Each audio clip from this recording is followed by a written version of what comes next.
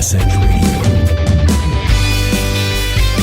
You're listening to The Edge, everything bass fishing, coming to you worldwide from Megaware KeelGuard Studios.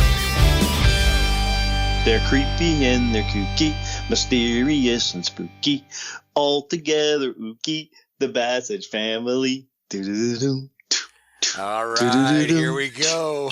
October 15th, obviously somebody let Kurt back at the microphone to sing. And you know, Kurt, we're not just talking. That song isn't just referencing, BassEdge. It brings in Dave, right, Tori, Ryan, John, Nancy, and Megaware KeelGuard, because that is for however many years since we've been around. Megaware has been presenting sponsors of BassEdge Radio. So certainly be sure to check out all things Megaware at KeelGuard.com. How you been, brother? That's right, dude. I'm doing great, man. All part of the BassEdge family. I've been doing really well, Aaron. No complaints. Just, continuing to enjoy the bass fishing world. As we all know, I'm the extreme junkie, and it's continuing to be fun to watch and monitor from afar. After my U.S. Open fishing event and all the things that have gone on in October and early November, it's a wind down time. Yeah, well, Rhonda had told me that, speaking of kind of, I guess, monitoring, she was a little concerned because she said you have been just locked into, I guess, what is it, kind of your favorite website, OnlyFans, looking for a Halloween costume. Is that accurate? Or? Yeah, that is definitely not accurate. I think we did have a mention of OnlyFans because of some change in policy they were going to have. I think that was back in September, right? But I remember I texted you that we didn't have to worry about that, so we could still go on with our great BassEdge OnlyFans section, right? That's right. No, that's actually not right. That's not correct. We don't have that, Aaron. I know that you've always wanted one, but it's not the case, man. But hey, look, just for you to model apparel. But anyway, so we digress. Let's go ahead. Here is the case. We have another great episode of BassEdge Radio, and before you hit fast forward or rewind to hear that great entry again, because we all want to hear that several times, we're going to move right into protecttheharvest.com tackle tip. Y'all stay tuned. BassEdge Radio continues. This episode's ProtectTheHarvest.com tackle tip with BASS Elite Series Rookie of the Year, Josh Strassner. Hey guys, one tip I can give you for fishing this time of year, late summer, early fall. I spend a lot of my time throwing topwater, whether it's a hollow body frog or a hard plastic, just a walking bait. I always keep a soft plastic jerkbait rigged up weightless, just for a follow-up bait. When fish blows up on the frog or the topwater bait, I'll keep a fluke-style bait rigged up weightless. Keep it on the rod. I usually keep it on the rod with 15-pound test fluorocarbon, and on the rod that I can make a long cast to. Sometimes these fish around the schooling area will come up a long way from you, and you only got just a few seconds to get a bait to them. So you want something that'll throw a long way and keep it handy on the deck. 15-pound fluorocarbon. I usually use like a 7.5-foot medium heavy action rod, 4/0 wide gap worm hook, and that's really all you need. If you ever get a bite, a fish misses it, I want to throw that bait in there as quick as I can. And there's two different ways that you can work it. You can either throw it right on top of where you had the bite and just let it sink, let it fall. Don't do anything, just dead stick it.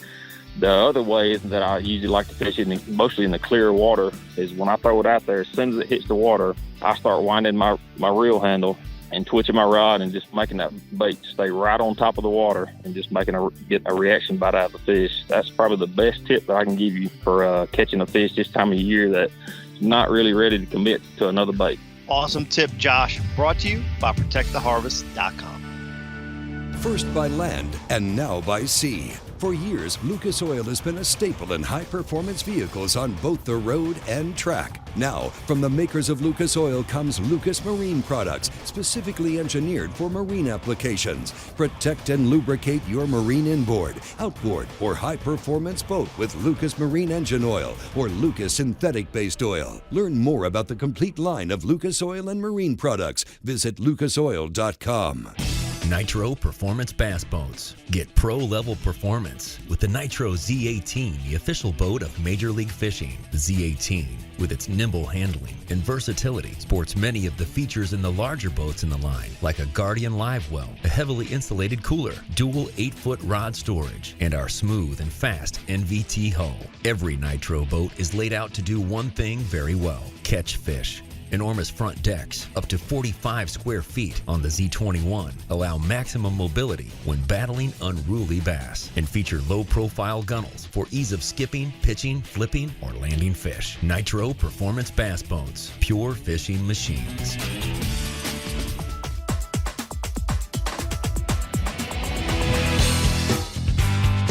Aaron, kind of moving off of our traditional segment here, we got some exciting news, something that you're involved with. You had a really awesome tournament series that was going on for years there in your neck of the woods in the Missouri area, Central Pro-Am Elite, really hardcore tournament. I don't want to say high dollar, but good kind of AAA regional type event, and you've kind of got something new set up there by a group of anglers to try and reignite and kind of reinvigorate this. National Youth Fishing Association is becoming involved with a program, an Elite 100 program, and you're kind of doing a one-off tournament. And the cool thing about this is BassEdge is associated, Megaware is associated, Renaissance Financial is associated. December 4th and 5th, a kind of maybe what we might consider a test pilot of an event that's going to go down. Good paybacks, dude. I'm excited about this tournament. Can you explain a little bit more about it? Yeah, very excited. I appreciate you bringing that up. This kind of, spawned out of discussions about a year and a half ago. Certainly Mike Webb retired from actually hosting the Central Pro when he acquired the Webb Outdoors. And so he stepped down, obviously, which is why, I, along with many others from the region, kind of jumped back into the MLF, the BFL level. But all of us got together and we're like, we really like the multi-day format. We like having to kind of put together a pattern. We like the camaraderie. All of this dates way back in the 80s and 90s. Ernie Daugherty with Central Pro-Am. A lot of anglers, that are now fishing the pro ranks came out of that. And we just felt, we needed to try and see if we could recreate that. So the thought is, and JP Sell is actually the tournament director. He runs the National Youth Fishing Association, does a fantastic, the turnouts, the crowds, everything is first class about that. So we will have lie detector tests. We're going to have catch and release boats. Conservation is a big thing. It's going to be quite the fanfare. Going to be held, like you said, December 4th and 5th. They're at Table Rock Lake at Indian Point. We've got the whole resort. But the goal is to provide a resource. Outlet, right? Yeah, just an outlet to be able to make a little bit of return on investment for a $400 entry fee. All money is being paid back out. So first place guaranteed $10,000. Second, 5, third, 4, 3, 2, 1. all the way down to 20th place. We're only allowing 100 boats. But I can't say thanks enough to the team and the co-op of anglers, Matt Ells, JP Sell, Bobby Albert. The list goes on and on of the group that have stepped up and done this and kind of put support behind it. Yeah, I love the additional aspect of 3 big bass paybacks per day. So even if you go out day one, you have a rough go, you still have an opportunity, one, obviously to move up the standings, but to still win some money when they pay back 3 big bass per day. I think that's a cool deal. I've seen that at the Juan Bass U.S. Open that I fish. And no matter where you are after day one, you're still in the game day 2. And I think that's an important aspect. Yeah.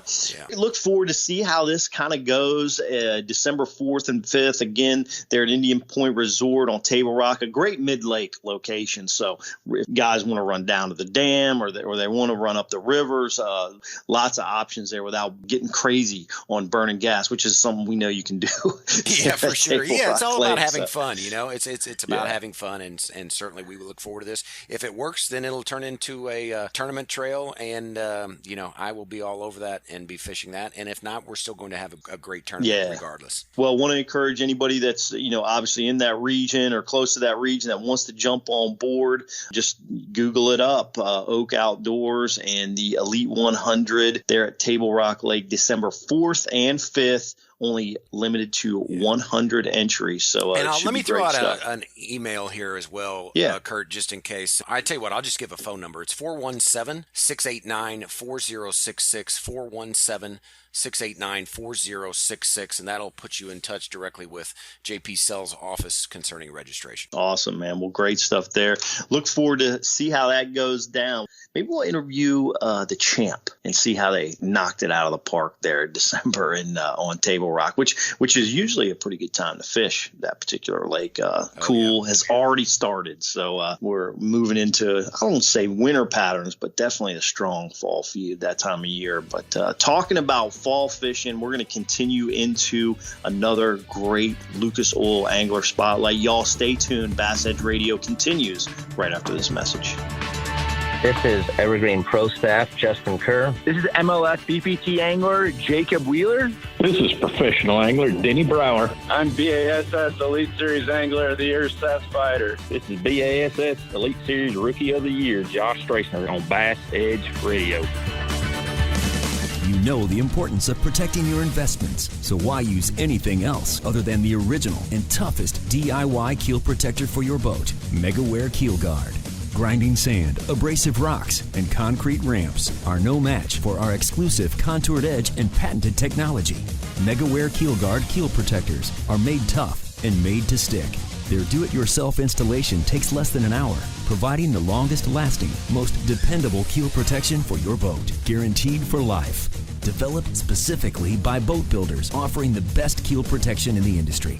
Also from Megaware KeelGuard, Skeg Guard, Flex Step Pro, and Pontoon Guard. So give your boat the performance edge. Put on the protection the pros pick.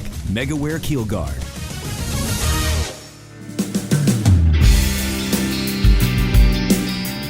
Well, Aaron, it's been a little bit since the title championship went down, but the champ is here.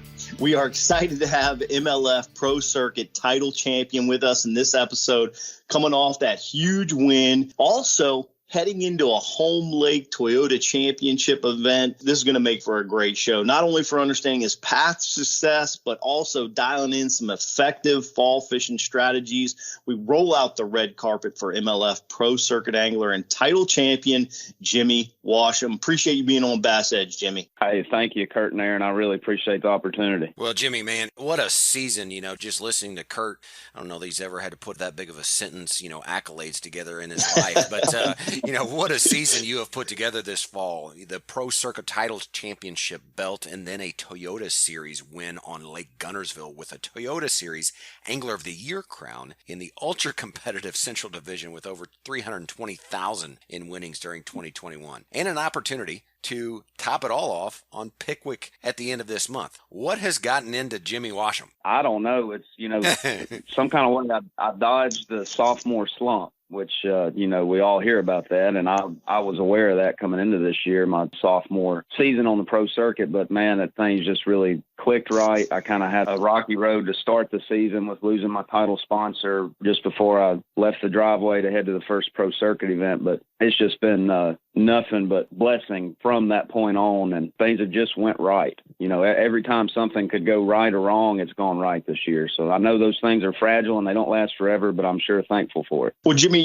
I've probably asked this question the last 4 episodes of BassEdge Radio because we've been talking to everybody that's won and had these amazing seasons, right? We talked to Seth Feider, we talked to Brian Schmidt, now we're talking to Jimmy Washam that have just absolutely crushed it. Talked to Jacob Wheeler after he won his second BBT event a couple months ago. What is making this whole thing click for these top tier anglers when they have this momentum push? It's probably the most difficult thing to put a finger on because everybody I ask, I get a little bit different answer, but we need to corral this deal, right? Because we all want to be able to catch him every time we go out. When we say what has gotten into Jimmy Washam, we know what's gotten there. He's rolling. What's making that roll for you? It's just like you said, Kurt, it's hard to put a finger on. I feel like my decision-making, the confidence behind my decision-making this year has been unstoppable. I feel like I can pick up and just, totally do a 180 in the middle of the day, make a long run somewhere, do things like that I used to not do with confidence. Mm-hmm. And it's been easy for me to feel like I was doing the right thing. And, a lot of that, it's the momentum, the confidence in your decision making. And honestly, what I think has taught me a thing about myself that I didn't know until this year was the fact that we went down to 2 days of practice for the pro circuit. And being a blue collar guy that, works a full-time job, I didn't get the opportunity to go and pre-practice these lakes. All the lakes on the schedule were new to me. Right. So going into that with 2 days of practice on these fairly large fisheries with such a tough field, I've really had to just look at each day like it was a brand new day. Even, day 2, day 3, day 4 of the event, I'm still learning. And that has taught me a new thing about myself and my personal skills, that I fish better when I look at things on a brand new slate and I just go with what feels right at the moment. I mean, there's been several blast-offs this season where I had no idea where I was going to start until they called my boat number. So I think that right there has helped me find a trait, a personal characteristic that has helped me make quicker, better, more confident decisions on the water. And, I've seen the dividends of those. Absolutely. I heard a podcast a couple weeks ago on MLF with Jody White, and a great show there. And you mentioned having a full-time job. You're sheriff. You were sheriff, correct? There in your hometown? Yes, sir. Sheriff's deputy for Tipton County Sheriff's Office in West Tennessee. There you go, Tipton County Sheriff's Office. They're going to lose you. You announced a few weeks ago that you're going to depart your full-time job. You're going all in on the professional bass fishing career. You're going to start a little guide business or a big guide business. Maybe we can name it on a show, Aaron. We would help Jimmy name his guide service. That'd be a fun show to do. Yes. But so we're gonna kind of do the guidance thing, concentrate more on the sponsorship and the marketing programs that you're going to be able to provide. A lot of people desire to make a living as a pro bass angler. What has the road, if you could explain it to BassEdge listeners, that's looked like for you to kind of be able to roll into this transition? You see a lot of these young college anglers, kind of just pick right up and they're able, maybe to just fish, and they're just out there on the road for, 12, 18, 24 months. And then they're able to get enough knowledge and understanding of how to compete at the national level. You, similar to me, went and got a job, because you had to make some money to pay some rent and, electric bills and family and all those kinds of things, which is probably a more typical road that people would have to take. So interested to kind of, if you could explain your road and how it looked like to evolve into making the step as living the dream, as they call it. It's all questionable sometimes, in my opinion, but living the dream as a professional bass angler. Yeah, I did take the road of just going to work. I was an athlete in college, but it was baseball, and fishing was just starting to get a good grasp around my college days, and went to work at an outdoor retailer. And for about 5 years there, I was, always in the outdoors, always in a boat fishing and learning. I just wasn't doing it at a highly competitive tournament level. So right. I entered, took the easy path set forward by, at the time, FLW and now Major League Fishing, and fished the BFLs as a co-angler, moved up to a boater. Every time I'd find success at a level, I would step forward to the next one. I didn't want to, sit somewhere static. I wanted to always move forward once I'd proven to myself that I was good enough to take the next step. And that included those steps moving up to the Toyota Series from the BFLs. And then, of course, I qualified and moved up to the pro circuit. But, I started out in an aluminum bass tracker with the old beat-up Chevrolet pickup. I mean, did not have the nicest of things. I didn't even have a GPS on that boat. Right. I actually learned how to triangulate and stuff of that nature just by looking at graphs at the store that I worked at that actually had GPS. So that's how I learned to offshore fish at Pickwick. But I really, for the path that my life took me down, I felt like 2019 was my absolute best opportunity as far as taking a step up in my equipment and buying a little bit newer boat from what I had. And I really said, now is the time. I'm at an age where I'm still a young man, but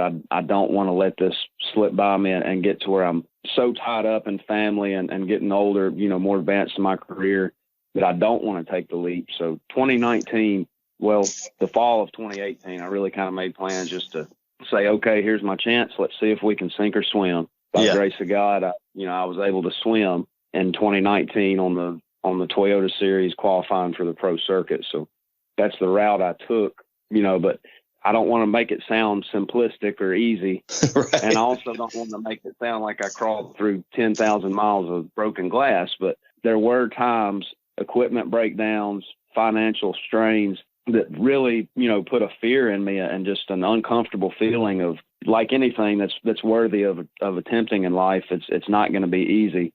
And thank goodness I was resilient enough to, see my way through those things and came out on the top. So it's crazy to look back at 3 or 4 years ago when I was going through some trials. If I would have hung up, serious tournament angling, all the blessings I would have missed out on. So. Yeah, good stuff there, Jimmy. And, going on with what you said right there, how many times have we seen, not just in fishing, but in business or maybe a relationship, anything like that, right before you're about to, to make the summit and kind of experience, right, that success, so many times people just, they tap out. And I want to go back to something that you said early in the interview, and it really resonated with me because we have a lot of BassEdge Nation, right, that love fishing. They may or may not fish tournaments, and not everybody certainly is necessarily aspiring to make it to the pro levels, but what most BassEdge listeners are aspiring to do, and that is to catch more fish. And,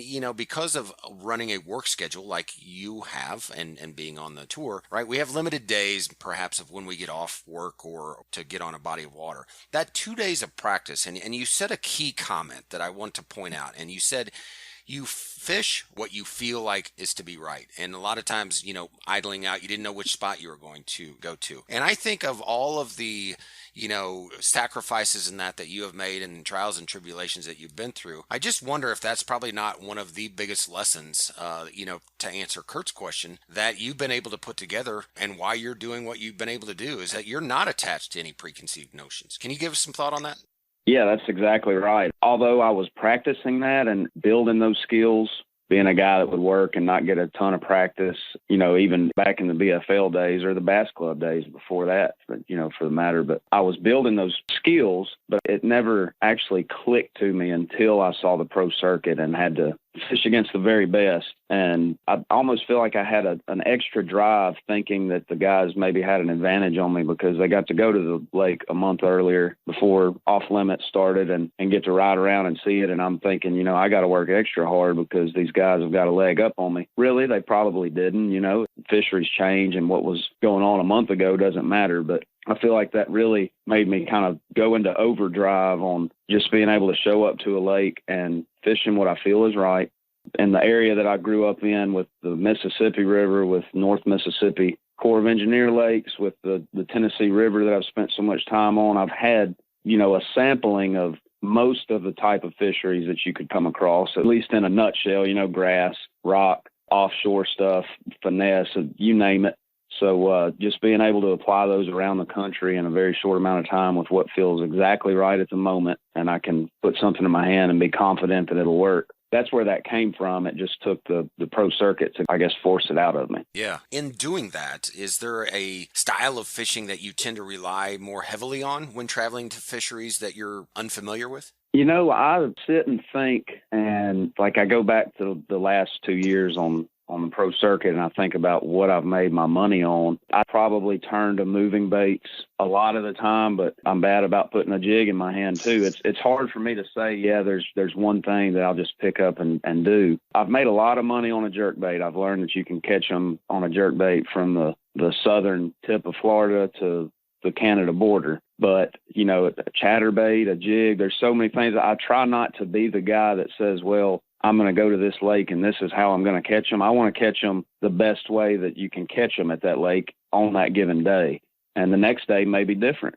The last event I fished at La Crosse was a shining example of that, having to catch them totally different ways 3 days in a row. So, that's just having confidence in a number of different moving baits. And it changes from, a grass lake to a rock lake, this and that. But I always do seem to kind of go back to the jerkbait. I think if I get around fish, I can definitely catch them on that. But I try to be as versatile as I can and keep a confidence level in all the tricks that we've got to catch bass.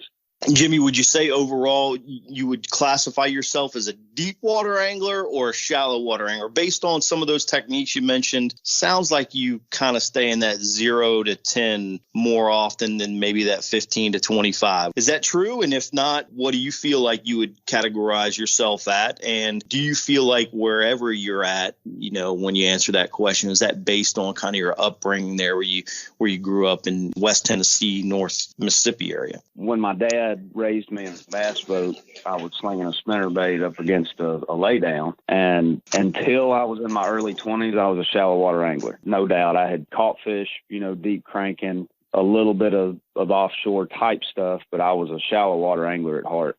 Then I fell in love with Pickwick Lake. It's a 2-hour drive from the house, but I got to where I would burn up my last penny just to put fuel in the truck to get there. Every day I was off work, I was going, and I fell in love with fishing offshore on Tennessee River. Just something special about it. And then I became a deep water angler, and I kind of suspended a lot of those skills that I had learned from the time I was 3 years old. Right. So now I've transitioned into, a lot of the pro circuit events don't offer that deep water ability. It doesn't give you an advantage to say I'm just a deep water guy. So as much as it does to say I'm just a shallow water guy. So I've had to rekindle a lot of those skills. I mean, I've gone back to feeling like I can put a spinnerbait in my hand. I can remember when I was a kid and, paddling around a 14-foot boat, and all I had was a spinnerbait, and I was going to figure out how to catch fish on it. Well, those type of things, put a confidence bait in my hand and go shallow and just know that I can figure out how to catch bass. Those things have had to come back to me. So I think that's really helped me have a good mixture of, confidence in a lot of different techniques. And I don't go into a certain event saying I have to catch them this way. Absolutely. Coming into the fall here, we're getting ready probably to hit some nice, cool weather. Fall fishing, tricky time of year, right? I mean, lots of different things going on. Here we are, mid-October, starting to see some of those signs of fall. We've been talking about fall fishing because it really does start. I feel like, you get a lot of transition in September timeframe. The bait fish start rising off the bottom. You start seeing just a change in overall fish behavior, talking about that through the last several guests. Water temps cooling off some, not especially significantly yet. Bait fish starting to move back in the pockets, starting not maybe the true fall migration of the bass feed, but how do you deal with this in between fall time frame, tough fall conditions when working and dialing a good tournament performance? For me, it's throw a lot of stuff against the wall and see which one sticks, really. I wish there's something that, an easy playbook like we have in April, but boy, October, that fall transition, you just have so many variables. You have fish that are moving, and when fish move, sometimes they just disappear. We know that as bass fishermen. They can be real pelagic. You can have that weather system that'll cause the fish to follow the bait and show themselves. You start seeing some schooling activity. Fish get in predictable places. But if you don't have that weather, you have a lot of high pressure days in October and, days with no wind. And those are just conditions that are not conducive to catching bass, period. And then you can have the fish really, really key in on a certain forage size. That can be frustrating. I've seen a lot of days on the Tennessee River, especially when they're feeding on tiny, tiny bait. You can see big fish blowing up around you, and you just cannot get them to bite. But, all in all, October to me is moving baits. I want to keep covering water. You're likely to find a group of fish in an area, more so than August and September, where they kind of just get thinned out. So you're really looking just to find an area that has fish in it. Bait is key. You want to be around the bait, and that's not the magic answer, because a lot of times, especially when the bait actually does make the push to the creeks, every creek you go in has 10 million shad. You can walk across them. Absolutely. But what I like to try to find are the scared shad, the ones that even if you're not seeing surface activity, you can see balls of bait that are getting spooked, and that way there's something feeding on them. But a chatterbait is really key. Top waters, the fish really want to start feeding up this time of year, and those surface lures that either something that imitates a big gizzard shad that, gets your big bites, or something that imitates those little young of the year bait fish that those fish really get keyed in on. Those two things are important to me, but definitely feeding up. And really the only time I'm going to slow down with a wacky rig or a little finesse jig or a shaky head or something of that nature is if I'm really trying to pick apart an area where I've already located fish. But a buzz bait is great, especially if you've got some water clarity, or a lack of water clarity. You've got the right water color. Your walking baits, popping baits, those are huge. And then, we get on into November, depending on where you are in the country, but when that water, gets below 60, the spinner bait can really be key, but a lipless crankbait, can really start to take back over like it does in the early pre-spawn, starting the year out. But it's all about the bait. The fish are wanting to feed up before they go to winter, and it's just a matter of figuring out where they are. There's going to be a movement, and you've just got to try to make sure that you're along with it. I think you bring up a great point there. Really liked the way you described scared shad. You see bait on your graph, and whether it's suspended, in that 0 to 5 column over 15 or 20 feet, or maybe it's starting to push in the back of a pocket, and you see that dimpling, or just, like you mentioned, that scared shad. So many times you see a ball of bait and it's just chilling. Like, man, there's bait in here, but, I'm not catching any bass. And I really see visually what you're implying there to the listeners on the scared shad part. If they're moving, probably because someone's chasing them, rather than just sitting there idle. So I think that's a great tip. Fishing in the fall can be feast or famine. We're going to power pole down for a break, come back with Jimmy Washam as he tackles the tough fall pattern puzzle right here on Bass Edge Radio. Patented in 2000, perfected over years of testing and real-world punishment, the Power Pole is the ultimate shallow water boat positioning tool. Swift. Power Pole deploys in seconds from anywhere in your boat. Virtually silent. Power Pole won't spook wary fish. Secure in strong currents or gusting winds in up to 8 feet of water. Engineered to take it with a lifetime unconditional replacement guarantee on the spike. Power Pole. Swift. Silent. Secure. Visit PowerPole.com to find a dealer near you. Bass Edge is presented in part by Mercury Marine, returning with MLF Pro Circuit title champion Jimmy Washam in the Lucas Oil Angler Spotlight. That's right, Lucas Oil High Performance Marine Products. Be sure to visit the BassEdge.com store for free shipping on all Lucas products. It works. Jimmy alluded to it in the previous segment, the opening of the show. Aaron talked about what a great year you've had, over $300,000 in earnings, and man, you got a big event coming up. One of your favorite lakes, probably in the country, if not your most favorite, Pickwick Lake, the Toyota Series Championship. We don't want you to turn over your hand of cards, but in a preview, what do you look for as possible things to unfold during this late October event coming up? I'll tell you, Kurt, it's hard to put a finger on late October anywhere, especially on Tennessee River. I'm by no means dodging the question, but sure, there is a boatload of things that could play in that event. I mean, you've got the tail race that can be a big player. You've got schooling fish that can be very frustrating but very rewarding. That time of year you can have the big fish kind of start getting grouped up by size again, kind of like they do in May and June. So a guy could find 3 to 5 pounders that are in an area instead of, 1 to 2 pounders. And that's really how somebody could get well. Grass is a big key, but sometimes the obvious, docks and rock can also play. Really anywhere that those fish can have that transition to follow bait and set up to feed, and naturally have some deep water nearby. So there's just a load of things that could play, but I can say with confidence that somebody will figure out that time of year how to catch some quality fish on surface lures, whether it's a frog, buzzbait, a big topwater. And even that time of year, sometimes there's fish that are a little bit deeper than what you would think, maybe like a secondary, what I call inside out type stuff, where, the fish push in, but they're still what you'd consider off the bank. And, somebody might catch them 8 or 10 or 12 foot deep. So there's just so many things to play there. A lot of, weather really depends. Late October, you can get a weather front, get some rain, and a guy might just go down the bank with a spinnerbait and a buzzbait and get well.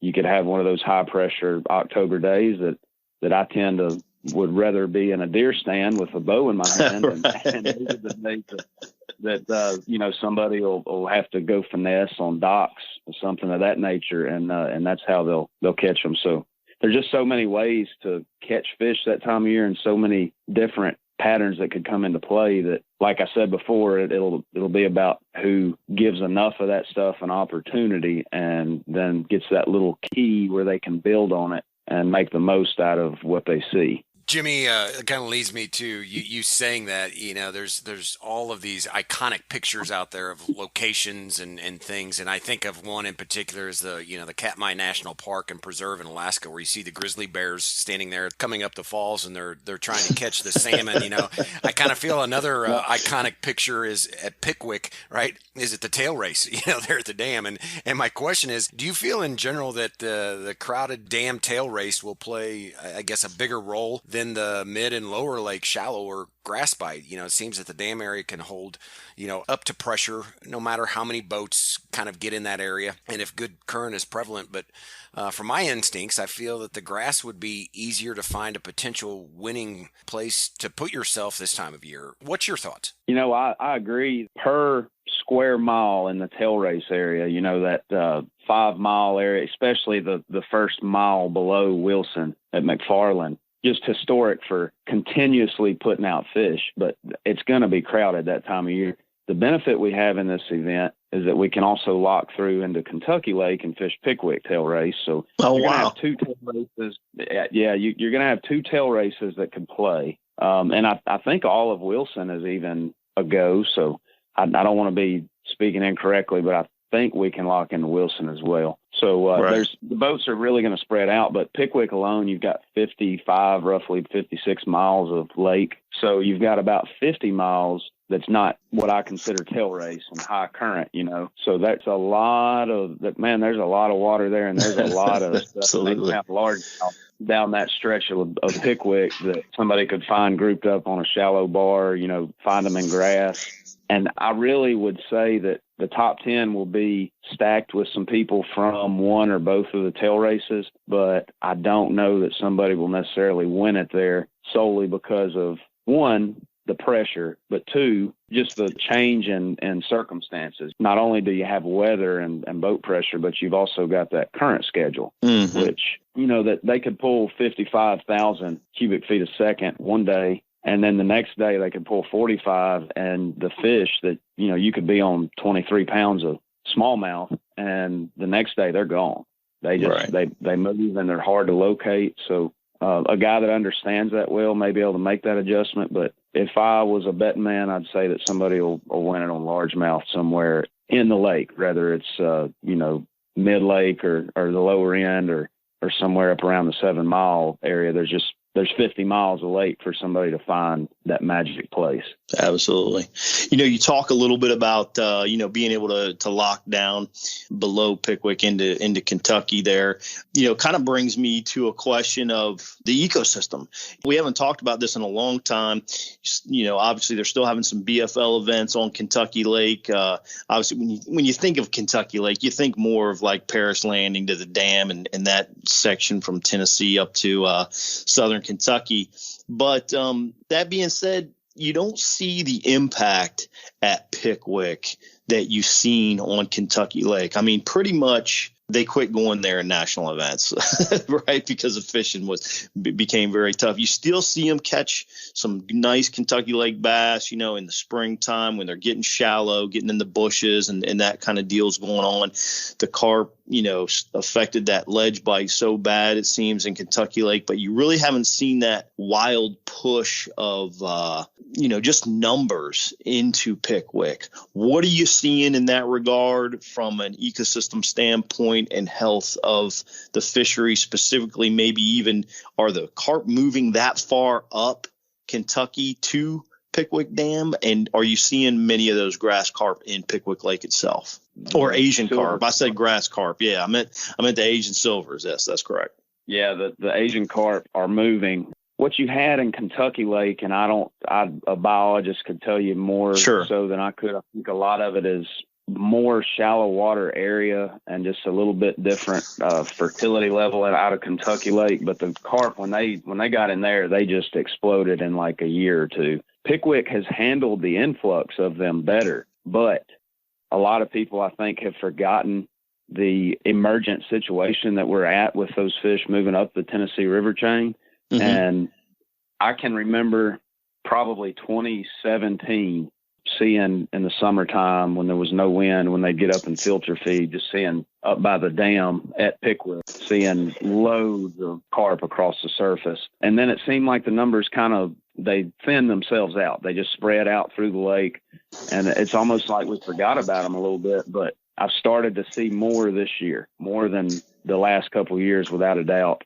We've got a little bit less grass in the fishery this year. And those two things are exactly what happened at Kentucky Lake. Now, by no means am I saying that we're going to end up with the fishery that goes through as tough of a time as Kentucky Lake had seen in the past. But I do see the possibility of us seeing the effects of the Asian carp in Pickwick. And we'll see. I think next year will be a telltale. If we lose grass next year, I think those carp will continue to expand, and I think that we'll probably go through a 4 or 5 year downturn in the production. But it's like anything else.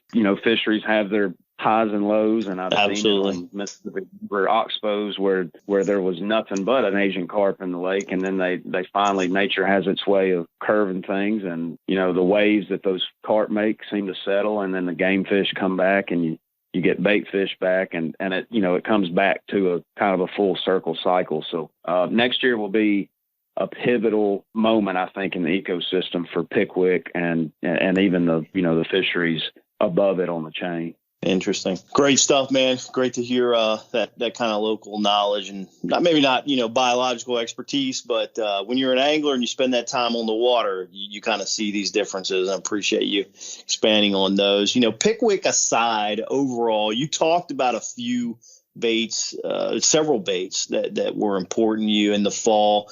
Man, you're traveling anywhere in late October. You got 3 baits on your deck. What are your top 3 lures on Jimmy Washam's boat late fall, trying to find some bass? Well, like I said before, I'm a guy with a lot of options on the deck. So you limited me to 3. You only get 3. That's it. That's it. First, I've got to open the rod box and put about 18 rods up. But the 3 that I'm going to leave out, a Zuma Popper Z. It's just a topwater bait that you can walk. It's got a feather on the back that imitates those small bait. It gets a lot of bites, smallmouth, largemouth, anywhere in the country. That popping style topwater can really get good, especially, on over in, even when the water temperature gets well below what you would expect a fish to eat a topwater at. And then a chatterbait, you can just do everything with it. You can fish laydowns, you can fish grass, you can fish rock points. You can even let that bait, a half-ounce chatterbait, you can fish at 6 to 8, even 10 foot of water pretty effectively. So that one's going to definitely be on the deck. And then just in case I come across those days where I can't catch them on the Popper Z or the chatterbait, I'm going to have a wacky rig with a 5.5 inch beach basin Cinco style worm on. And that's going to be for everything that I can't do with the Popper Z and the chatterbait, throwing up against dock post, fishing grass edges, things of that nature. And most importantly, I like having that bait on the deck in case I have a fish flag at a top water and I can follow up with it. And if you're quick with it, you're about half the time or maybe more, you're going to catch those fish that miss the top water. So that would be the 3, since you had to limit me to it. Yes, so, absolutely. That saves me a lot of room on the deck. Well, I want to bring up something real quick, Aaron, and fire this off at Jimmy. I think understated, but so important. You talk about that Zuma walking topwater bait, but the key there was you talked about having the feather on that back trailer hook. I want you to expand. Why do you feel like that's so important to you? I think anglers overlook sometimes the importance of that addition in certain circumstances. Why is that important for Jimmy Washam in the fall? The fall is really when it shines, and what I feel is the reason behind that is because they just get so keyed in on those smaller forage, and that's exactly what that that little feather on the back does. When you let that topwater sit, or even when it's in motion, those fish key in on that bait fish color and that small profile on the back end of it. And they can get in what I call kill mode, where they're just crazy kamikaze running into baits with their mouth closed. You know, you throw a bigger walking bait like an Zuma Z-Dog, and they blast it out of the water, but they don't get it. They hit it with their mouth closed. Well, that little feather on the back of a popping topwater, even on the back, you can put it on the back of a walking bait. I think that's something that they key in on, and when they hit the bait, they hit it with their mouth open. And we know that that's naturally going to enhance your hookup ratio. So that's the reason that I see it in the fall.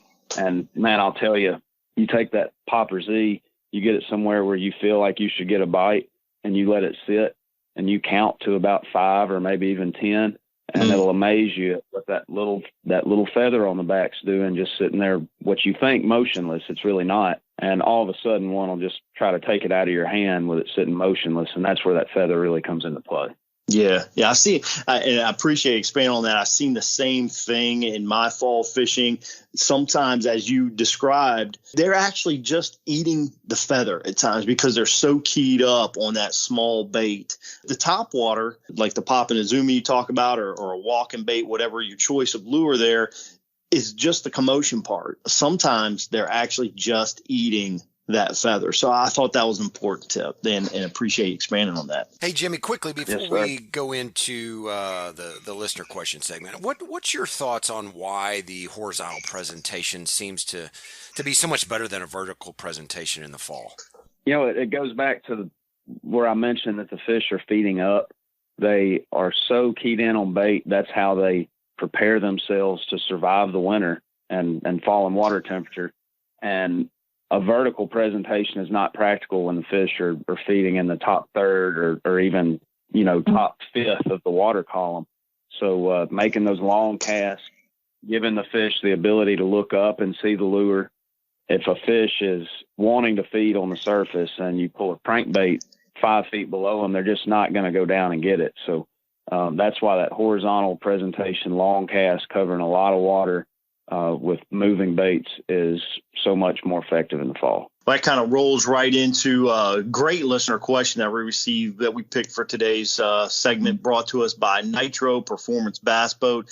Question sent in through the BassEdge website from Jordan, I think Thompson. I kind of abbreviated Jordan's question, but here's the gist of it, Jimmy.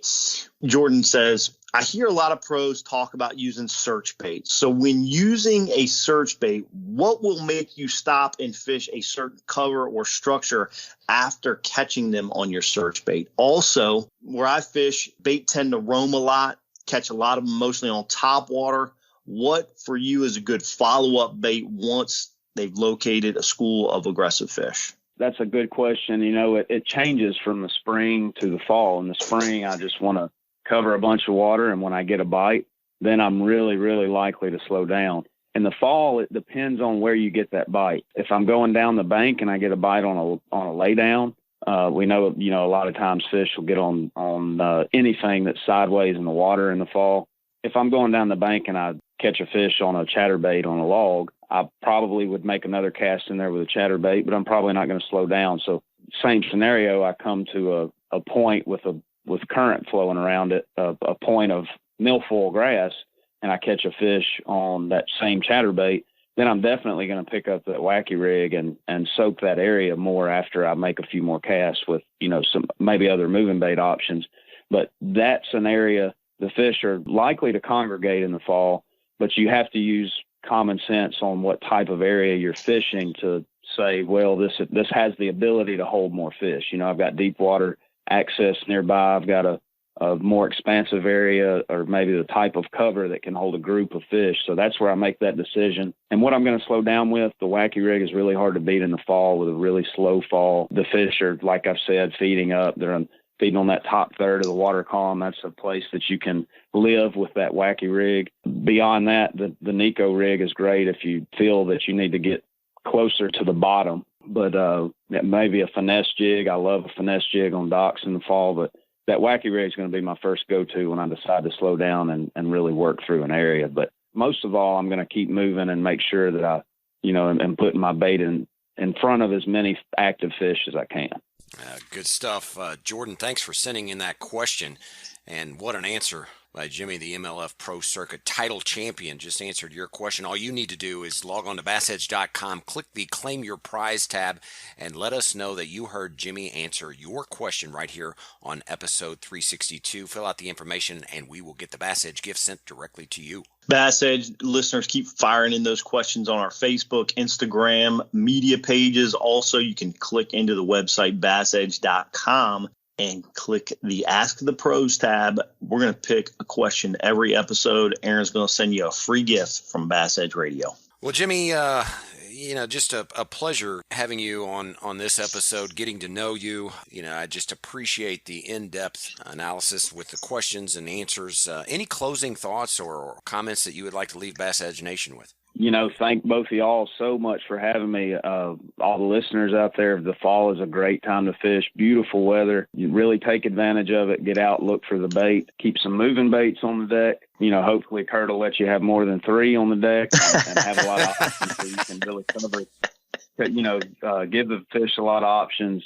Cover water and you'll find them, and it's really rewarding. Well, Kurt lets me have more than 3, but he just bends my hooks over. So, That's right.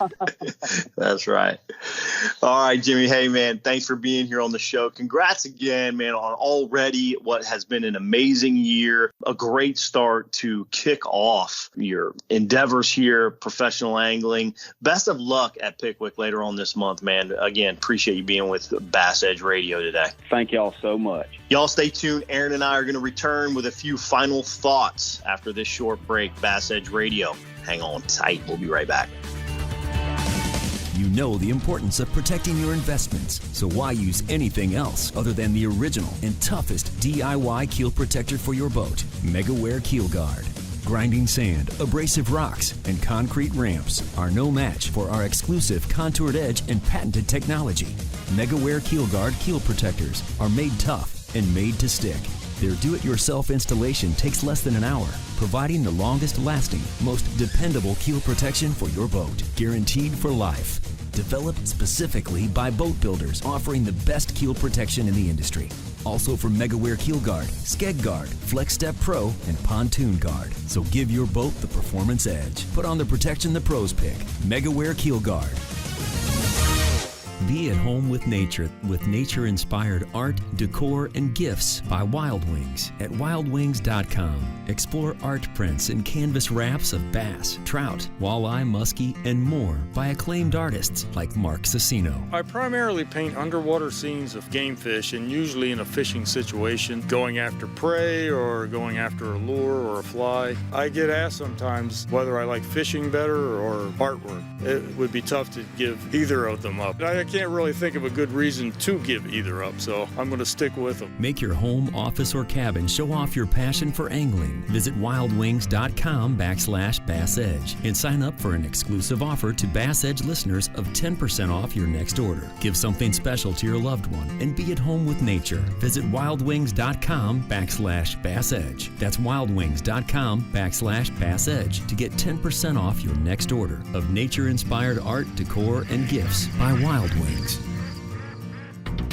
The PowerPole Charge Marine Power Management Station is the most advanced system of its kind available on the market. It does the work of 3 devices, a traditional battery charger, a charge on the run, and an emergency start system, all in one compact unit. The Charge lets you run your boat's accessories the way you want to run them by allowing you to monitor and control your power usage through the PowerPole app.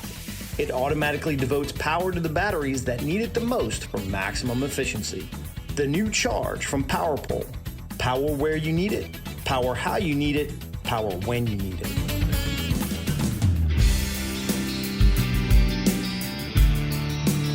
Kurt, I feel like we've kind of touched a lot on the fall fishing and the tips and all the other good stuff that has came about, but I did wanted to throw out one thing. Every show you do a tremendous amount of research, diving off into all things about that angler. Unbelievable. He's won that kind of money working a full-time job. I almost want to say I'm a little bit of a superstitious kind of person. When something's working, don't change it. I was almost wondering, man, should you really quit your job? That kind of thing. But I'm sure he knows best, right? Yeah, it's a difficult decision. The allure of fishing for a living, nothing else on your shoulders, just concentrating on the fishing aspect.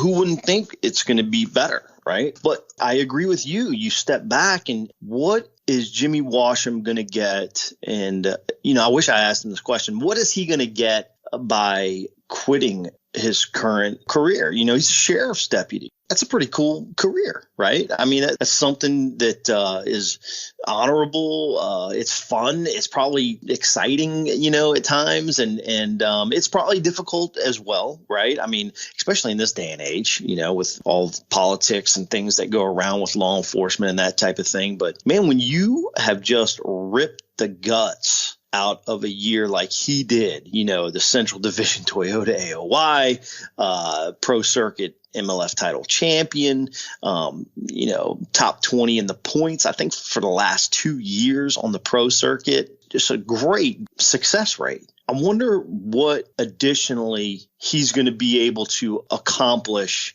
by going full time, other than, he's going to have a guide service. You're going to be able to fish more, have less on your plate. And it's partially about quality of life, right? That's what I was going to say. I mean, two things. One is I look at it kind of from the perspective that you are. It's like, okay, well, if you can do this, then I look at it and say, okay, well, with let's just say it's 40 hours a week, you free up that bandwidth. Oh my gosh, then what else can he do in addition to what he's already done? But I think it also comes back to it's not necessarily perhaps doing more within the sport. It could very, very well just be, like you said, quality of life. Yeah, for sure. So it's interesting to, number one, awesome to see Jimmy be able to make that transition, to do something that he loves, to do something that it's really obvious. We talked about his skill set more.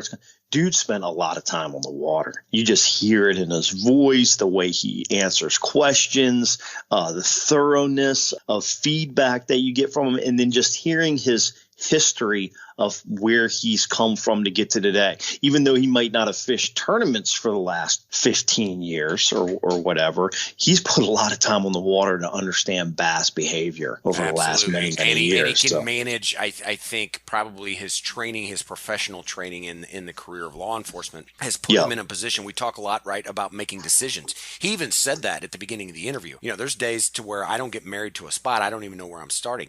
Remaining calm, remaining in the moment, right, which we all know those are all very critical pieces for being a successful angler. The dude's got it going on, and I can promise you we're going to see more great things out of him, and it's probably not going to be the last time that we have him on BassEdge Radio. Right. Completely agree. It was a great interview. Great to get to know Jimmy a little bit more right here through BassEdge, and look forward to continue to watch his career evolve. Yes. And what a great episode. Again, congrats for producing another fine episode, Kurt. Appreciate all your efforts with the research and so many things that go into that. But for episode 362, we have reached the end of that and encourage everyone to follow all things BassEdge through the social media website. You guys know the drill. And be sure to check out some of that BassEdge apparel in the interim. Kurt and I look forward to spending time with you again on episode 363, which will be November 1st as we quickly approach the holidays of Thanksgiving and Christmas. Hard to believe another year is flying by, but we look forward to I know, it's crazy.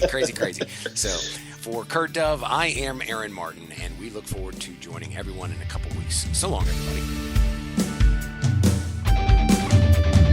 The Edge is presented by Megaware KeelGuard. For more information on BassEdge or to shop at the BassEdge online store, visit BassEdge.com. And be sure to join Kurt Dove and Aaron Martin right here on another episode of The Edge. Brought to you in part by Nitro Boats, Lucas Oil, ProtectTheHarvest.com, Mercury Marine, Power Pole, and Transport.